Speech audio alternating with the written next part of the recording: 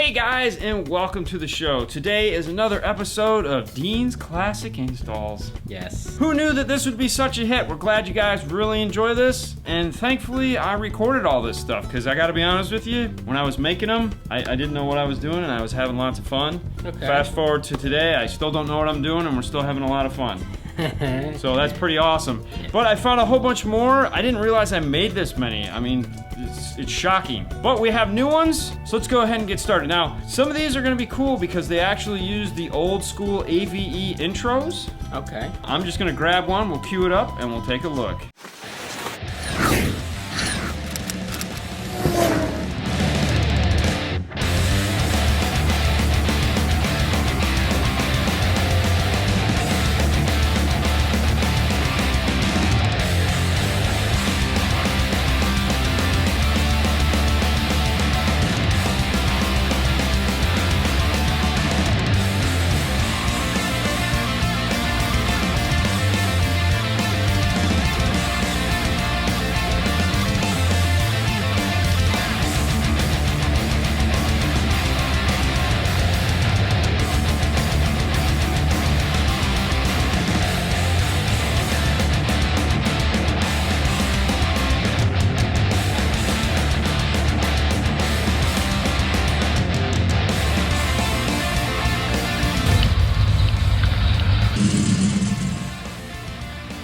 Alright, so what did you think? That's nice. Yeah? Yeah. Okay, so the funny thing, this was the fastest Corvette in the world.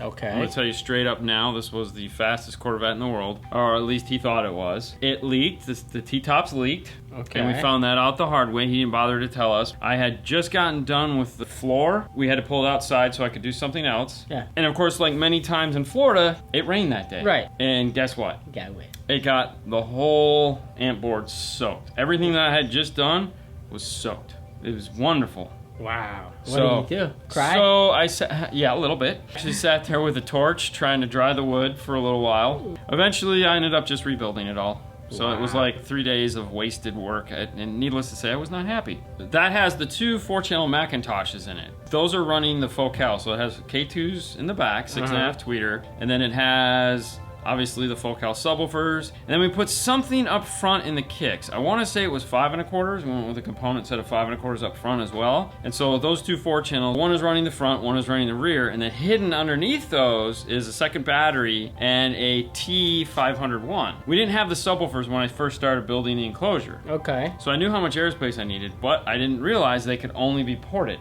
So those particular woofers, right on the box, it says sealed, not recommended, ported only. And it was like, oh, okay, great. I was planning on doing sealed. Okay. So the ports actually are behind the 6.5s. So they actually come out of the back of the box. Okay. There's holes up underneath the area, and there's ports they breathe out of the side. Yeah. Okay. It was like, hey, okay, yeah, that works. But the whole amp rack will actually lift up and come out and sit on top of the seats. So the amplifier lifts? Yeah, the whole area where the amps are lifts up and sits on the seats, and there's an umbilical cord so that you can get to all the stuff that's underneath. Right. The second battery, the factory battery, and the third amplifier. Now, the one sucky part about this was one of the amplifiers was bad, and he knew the amplifier was bad. And he was like, I need to have it sent off for repair. And I was like, well, send it off for repair. Yeah. And he never sent it off for repair. I mean, it blazed? One of the channels was never fully functional. It was like, this is so annoying. Wow. Yeah, but you know, hey, what are you gonna do? And I was trying to convince him, because this was at the tail end of Macintosh's reign, and he was like, oh, I got these Mac amps, because we had sold them to him years ago. And I was like, let's just do Rockford. Or let's do Focal, or because at the time Focal had some pretty cool amplifiers out. Right. He's like, no, I want to do these Macs, and I was like, yeah, but one of them's broken. He's like, oh no, it doesn't matter. I was like, okay, lots of fun. Wow. You know, and there, of course, then he wanted it fiberglass, so I was like, okay, let's do. I was like, all right, yay, let's do that. This was before the Land Rover, so you thought we would have learned that it's like, but that we time, need more time. Yeah. No. No, we didn't learn it all. You know, he just was like, you got to give me time to do this, and he's like, Yeah, you got 2 more hours. Yeah, exactly. So actually, it's funny. You can't really tell, but the amp rack is also fiberglass. It actually comes up on an angle, so everything was fiberglassed in there. The reason why I called it the fast, because he thought it was the fastest Corvette in the world. Okay, he thought? I'm guessing. It was fast. I mean, he had a whole bunch of work done to it. Okay. You know. The funny part, for you guys that are familiar with Corvettes, they have, you know, those two little hatches that come up. Mm-hmm. He never came and picked those up. And I kept telling him, hey man, you need to come pick those up. Hey man, you come pick those up. Mm-hmm. They were still there when I quit. Oh. Okay? And they were still there when he sold the company. Okay. So those things got thrown away. Wow. Yeah. Bummer, dude. Yeah. That's crazy. I don't know. I think he still has this car. I think I ran into him a few years back, and he's like, oh man, where you at? And I was like, nowhere. Yeah. Because he's one of those guys. If Wow. he's watching this, I apologize. Hey, and if you'll notice, okay, if you look real close at the picture, which I'll zoom in for you guys, on one of the amplifiers, you'll notice it has the high-end stinger cables. Yeah. You notice it doesn't on the other one. You know what that is? That's an SNI1 noise filter. Nice. Yeah, you know why that's there? Because that was the bad amplifier. So part of the problem with the amplifier was, along with the bad channel, it also had tremendous noise because there was something wrong with the amplifier. So we put the filter on there and it got rid of about 80% of it. Okay. Not that you could tell, because the exhaust in the car, because it had side pipes, was so loud you could never tell. And at first I thought it was just the noise that you get from the MSD stuff. Okay. But he had actually was smart enough to put all the filters in, so it wasn't that, because the other amplifier was clean as could be. So that was the Corvette. Let's move on to the next one. What are you thinking? Let's take a look and see what we got.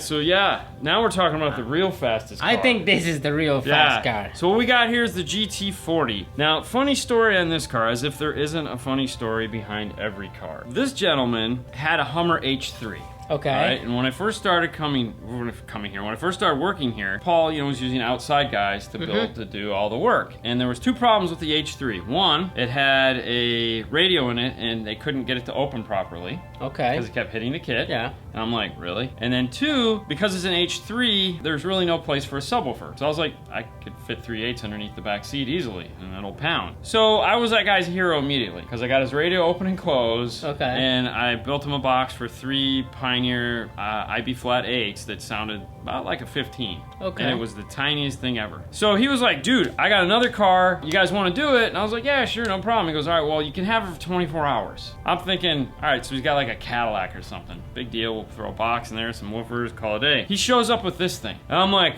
oh, boy. So he didn't even tell you, okay, I'm going to bring you. He might have told Paul, but, you know, I was doing something else. He goes, I'm bringing you my car tomorrow, eh? Okay. He's from Canada. And so this thing shows up, and I'm like, oh, I got 24 hours, 2 custom boxes for 10s. Yeah. Okay, so the boxes with the, there again, we went with the Pioneer IB flats. Yeah. Carbon fiber vinyl. Yeah. Because as you saw, the back of the seats were carbon fiber. Yeah. Now, this was, I think we went Alpine R-types on the speakers. So we had R-types in the doors. And then in the back here, where there's this little pocket, there's like no glove box or something. We built a panel for 2 4-inch. Because he wanted some rear speakers.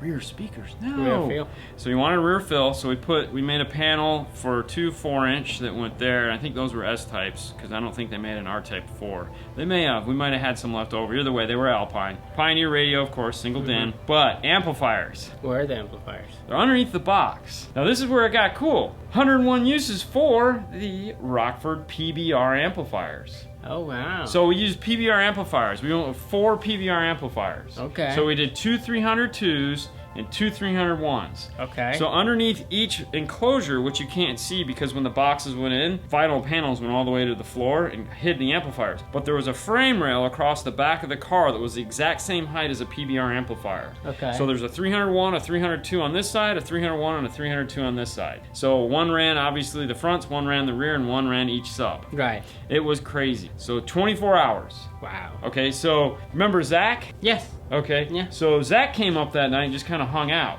Okay. So he was here till like 3 in the morning with me, just hanging out, shooting 3 in the morning.